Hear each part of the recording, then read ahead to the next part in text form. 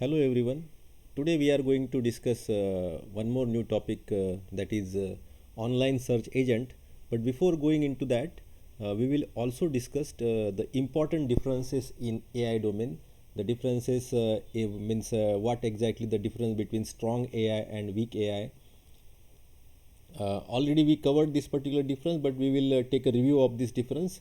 That is difference between uninformed search and informed search.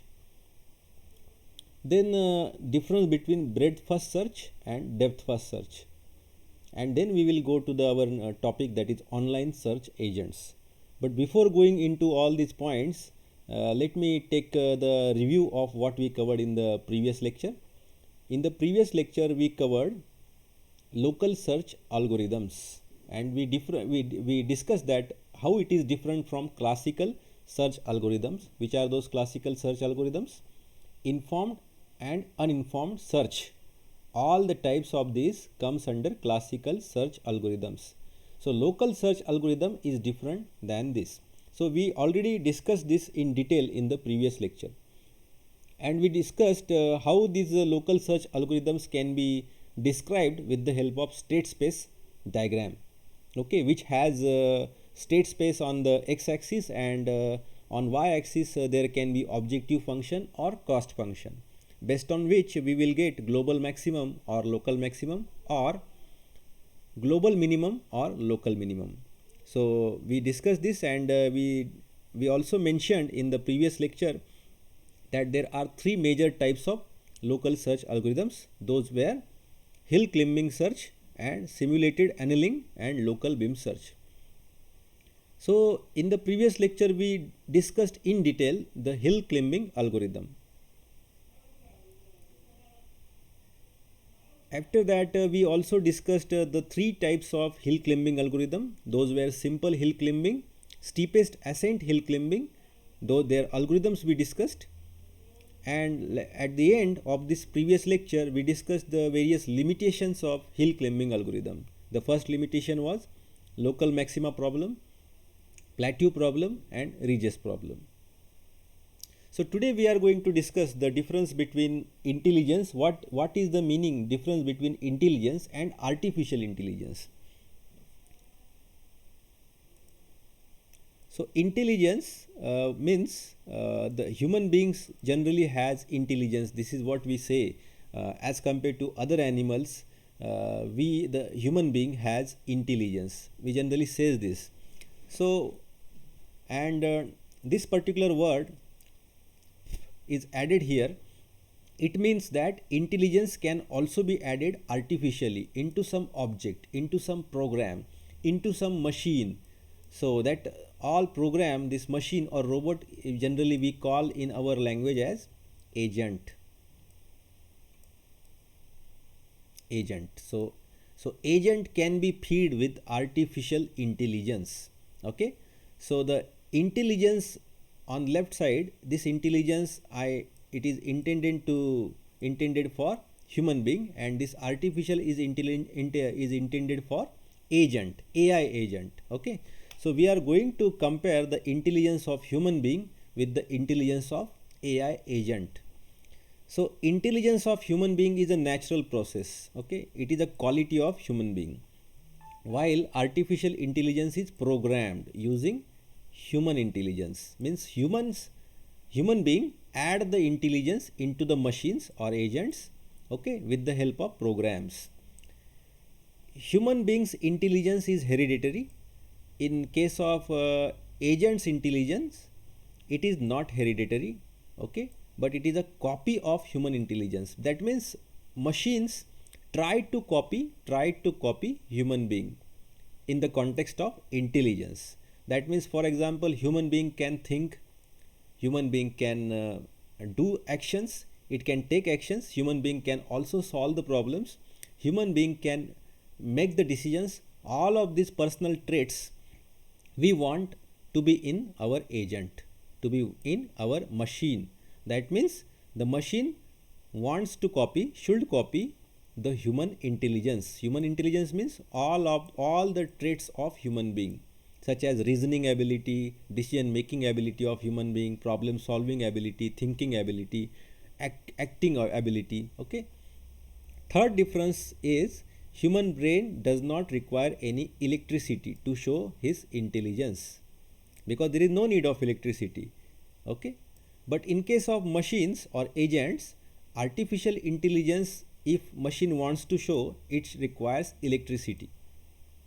Okay, power supply, power is required. Obviously machine, if the machine want if machine to do certain action, power supply is required, electricity is required. Execution speed of human brain is very less. Okay, execution speed is higher in human brain. For example, our computer can do the calculation, complex calculations within a fractions of second, which a human being cannot do. Human being takes some time to do the complex calculations, but with the help of machines we can do those calculations with fractions of second. Okay, human intelligence can handle different situations in a better way. Here it is designed to handle only a few types of problems. That means your AI agent or machine can only handle few types of problems. As compared to this, human being can handle different situations, various problems, lot of problems it can handle, because human intelligence, even though it is not speedy, or it is not as fast as a machine, but it has the ability to solve various types of problems which a machine cannot do. Human brain is analog. Okay, and artificial brain works on digital data. Okay, artificial brain works on digital data, but human brain can work on analog data. So this is an overall difference between human intelligence and machine intelligence, that is artificial intelligence. Then in the AI domain we frequently read this particular word: strong AI, strong artificial intelligence, and weak artificial intelligence. So what does exactly it mean?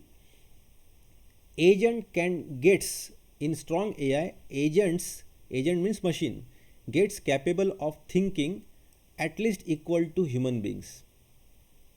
Well, means almost equal to human beings. In strong AI, the machine can think almost equal to human being.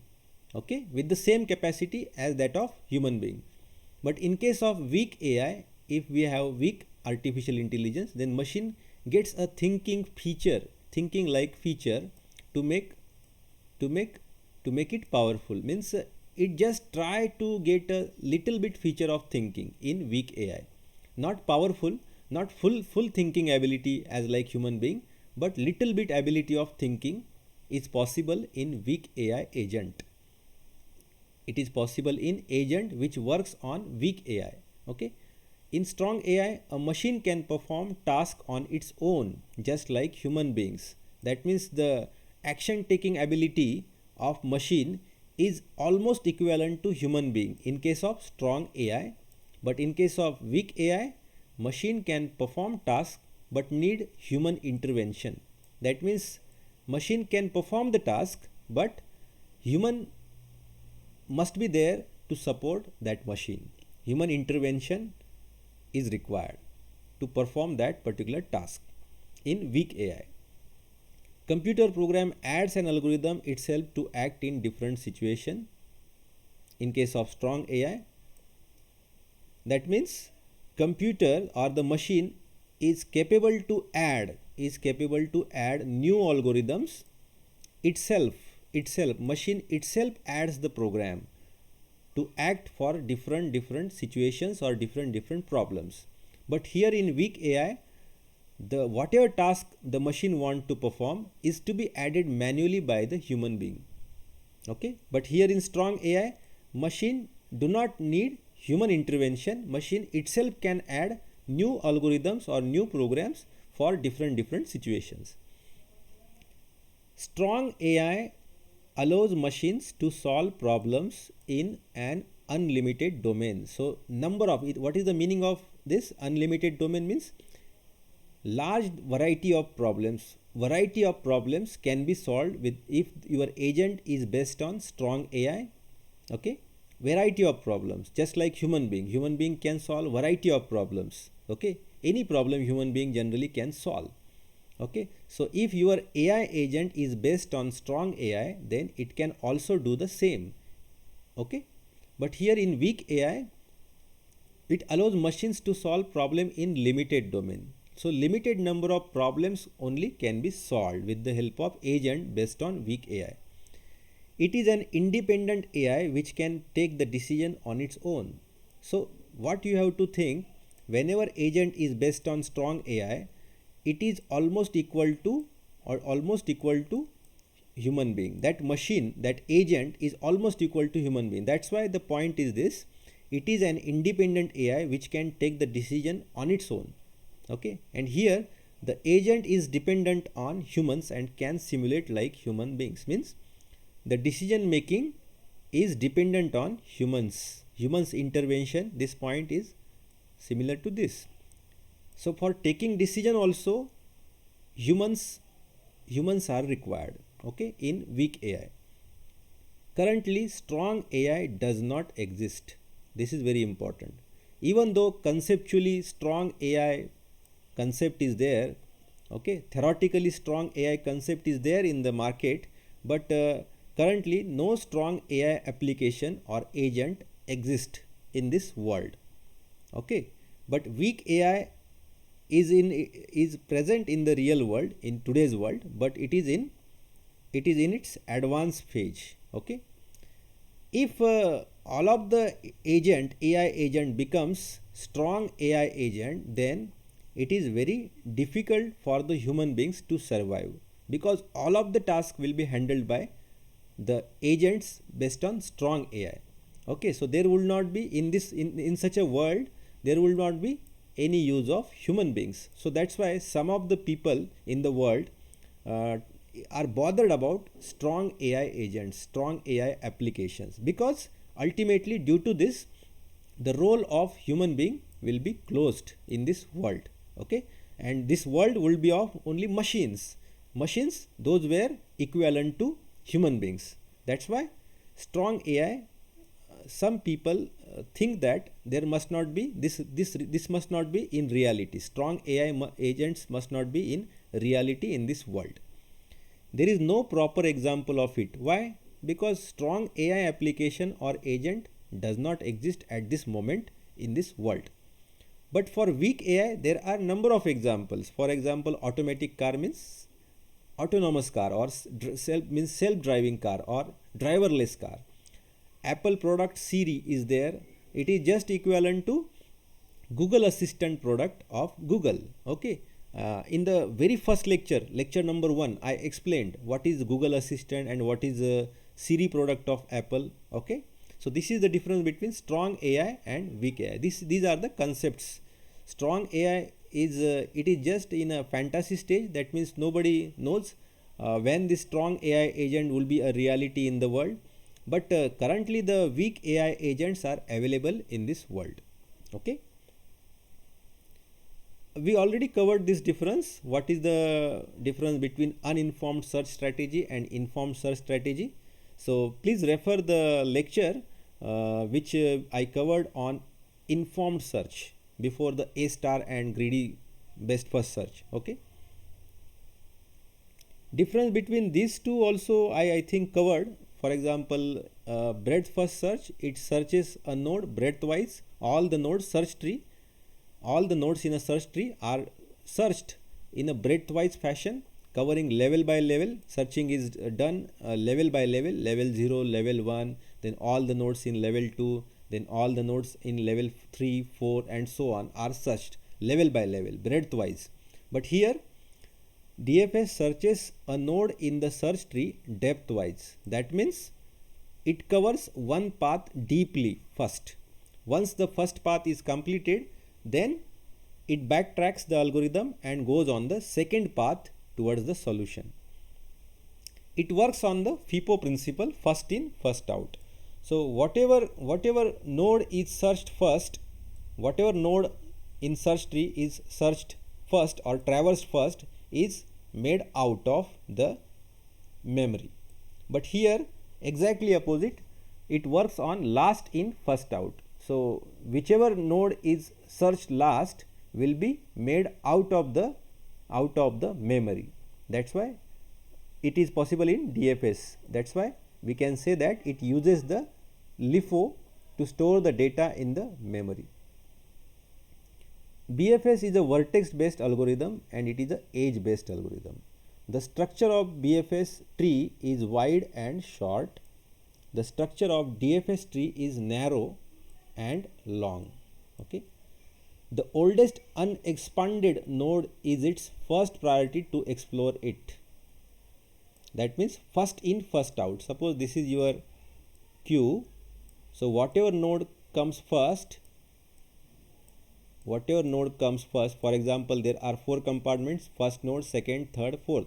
If the first node is entered first, that means it is oldest, then this is second node, for example this is third and this is fourth. So as first node here is oldest, therefore it is explored first, means expanded first, that means traverse first in BFS. Here in DFS, nodes along the edges are explored, that means nodes along one path. Whatever path is selected by DFS, along that path all the nodes are explored first. Then after that nodes on the second path will be explored, like this. Okay. So this is difference between BFS and DFS. So now we will come to our next point, that is online search agent. So what exactly online search agent is? Let us go through the first point.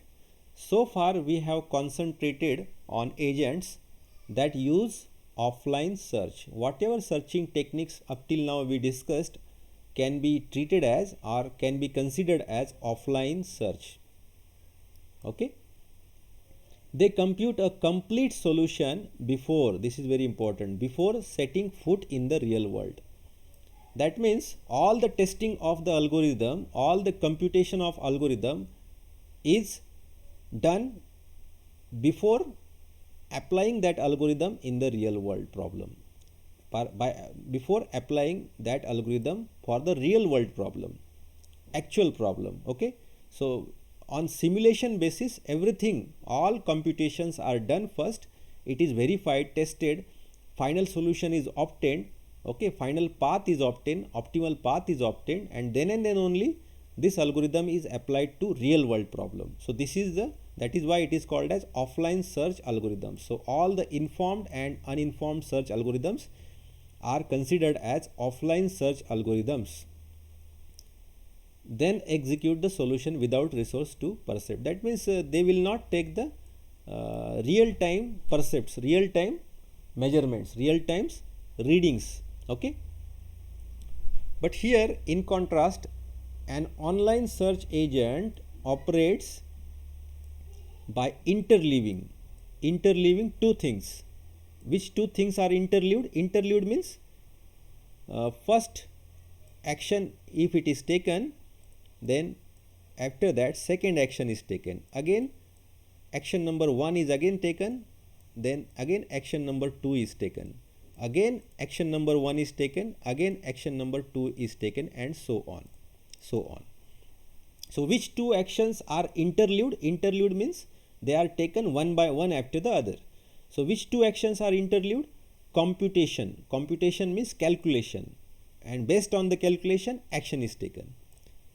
In case of online search agents, agent means what? Agent we discussed. Agent means it can be a machine, it can be a program, it can be a robot, it can be a computer in which we have added artificial intelligence. Okay, agent is a machine. So because in this subject what we exactly want? We want to design and develop agent which can think like a human being, which can act like a human being, which can take the decision like human being, and so on. Okay. So in case of online search agent as compared to offline, the operations are interleaved. Which two operations? Computation means calculation, doing calculation, and taking actions. First it takes action, then it observes the environment. Okay. Based on the observation of environment, then it computes the next action. Okay, what is done first? First it takes the action, some action is taken, then observing the environment is carried out, environment is observed then, and based on these two, then next action is taken. Okay, so before observing the environment, the next action is not taken. Before observing the actual environment, this is very important, real time environment, real, that's why here the real world word is mentioned, real world problem.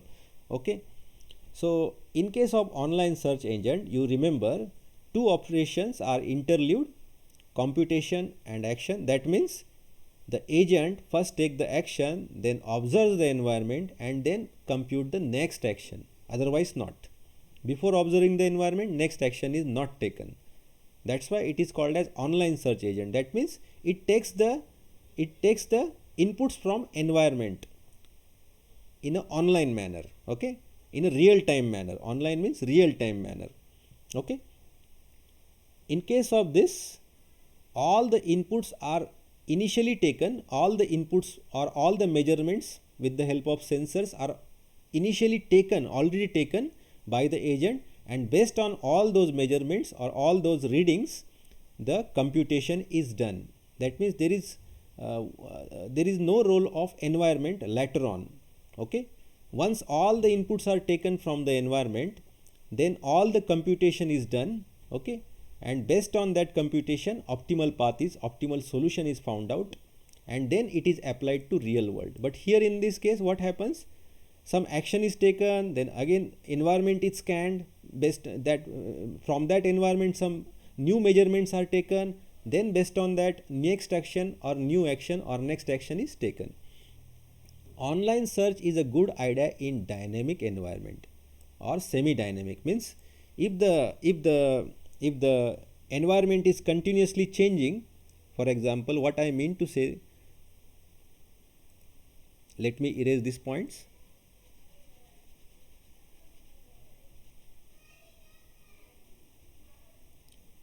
Let me draw one type of environment first. For example, this is our environment and this is our agent. Some agent is there, for example some robot is there. Okay, so in case of offline search, all the measurements are taken from this environment at a time or one by one after the other. After taking all these inputs, all these sensor measurements, then this agent perform the task. It does the computation, it try to solve the problems and try to find out the optimal solution. During finding out the optimal solution, there is no role of this agent, there is no role of there is no role of this environment. That means during computation, no readings or no measurements are taken by the agent from this environment in case of offline search. Okay, but what is the disadvantage of this? If unfortunately suppose the environment changes after these readings are taken, once the readings are taken and the agent is doing some computation, but unfortunately the environment changes accidentally, therefore what happens then? Whatever computation agent will do, that will go in vain, that will be of no use because the environment is changed. Whatever readings the agent took previously, those were of no use because now environment is changed. That means such an environment is called as dynamic environment. Okay, in case of dynamic or semi dynamic environment, there is no use of offline agent because the environment is changing continuously. Okay, and therefore the readings or measurements taken previously were of no use. That's why the idea of online search agent is perfect for dynamic and semi dynamic environment, where you can interleave computation and actions. Okay, you simultaneously you can take the actions and the same time you can scan the environment to get the new readings. Okay, it is even better idea for stochastic domains or stochastic environments. Stochastic environment we already covered in one lecture. There are various types of environment we already covered: partially observable environment or fully observable, dynamic or static, then stochastic versus deterministic environment. So please prefer that particular video, you will understand what does the stochastic mean. In general, an offline search would have to come up with an exponentially large contingency plan that consider all possible happenings, while an online search need to consider only what actually happened in the environment. It is based on the real time measurements of the environment. This is the meaning of this. Okay, so real time measurements from environment are taken in online search agent, but in case of offline, all the measurements are taken. Okay, all the measurements are taken from the environment, then there is a no, after that the environment is ignored completely. That's why in case of offline search agent, large contingency plans are to be explored in order to get the solution. This is the meaning of this. Online search is necessary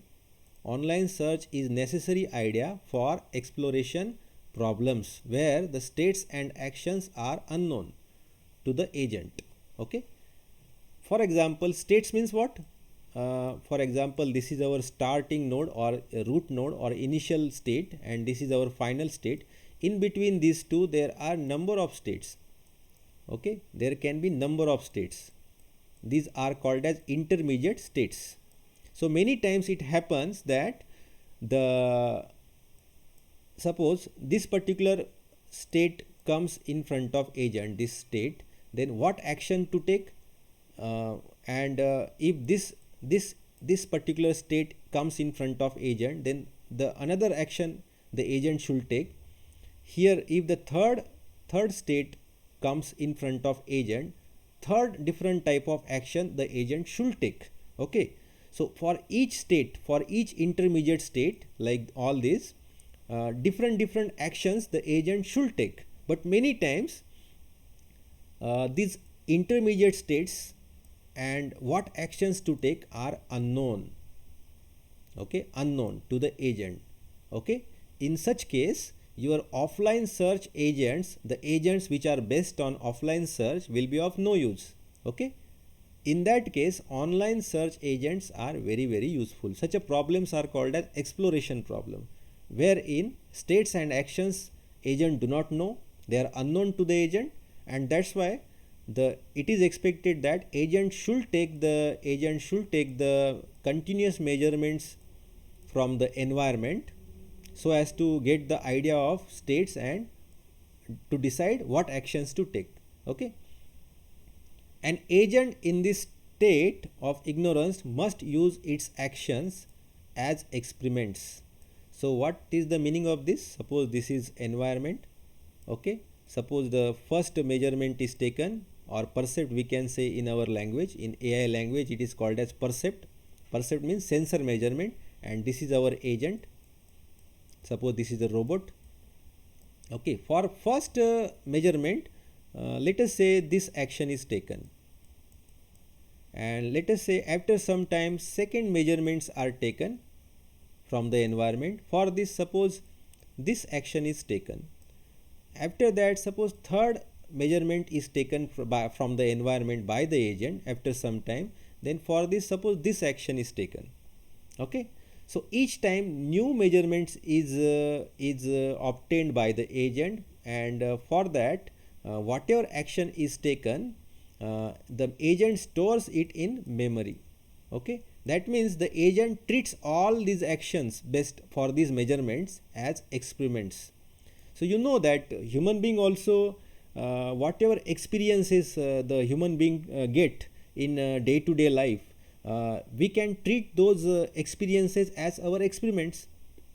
Okay, whatever we made some mistake for some experience, in some experience, we will not do these mistakes in the near future. That means why we avoided to ignore or avoided to go that do that mistakes, because in the past we learnt from that experience that this way I should not do some task. Okay, some mistakes are there. So that means human being also does some treat those previous experiences as experiments to determine what to do next. Hence must interleave computation and action. The examples of online search agents you can give like this: a robot placed in a new building, this word is very important. Why new? Because the states and actions are unknowns. Okay, if there is a new building and suppose the robot want to explore or build a map that it can use for getting from A to B. Suppose there is a new building and there is a two rooms in that. Suppose room A and room B is there and robot is there. So robot when navigate in room A, then obviously it want to go to B.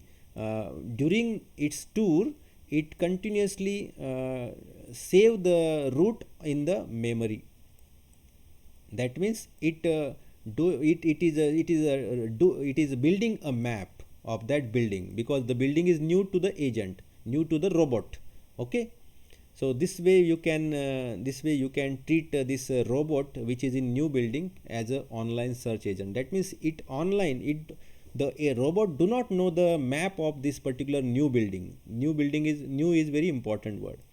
For robot the building is new, that's why the robot do not know where is room A, where is room B, where is room C, where is room D. So robot do not know. That's why in that case we can say that the robot is doing online search. It is acting as an online search agent. Consider a newborn baby. It has many possible actions but knows the outcomes of none of them. You say the newborn baby do not know what to do. For example, if somebody throws the baby in the air, many times we throw our baby in the air for a very small height as a just so in that case the baby do not know what will happen if our parent do not catches us if they throw us in air. So the baby do not know the outcome of that action. It has experienced only a few of the possible state. That means suppose a baby is there of 1 year old or 2 year old. It learns the real world actions day by day. That means initially it starts speaking A, then starts speaking B, C. After some time it will start speaking H, F, 1, 2, and later on after 1 or 2 year again the baby will be able to speak in a language, in English language or maybe in some other regional language. Okay, so the baby has experienced only a few of the possible states that it can reach. The baby's gradual discovery, gradual is very important word, gradual discovery of how the world works is in part is an online search process. That means the baby learns all means various actions, various things in this real world day by day. The baby do not know this world day by day, year by year, month by month, people by people. So it learns from this environment, this world environment. That's why we can say that the newborn baby can be treated as an online search agent, or it is doing online search process.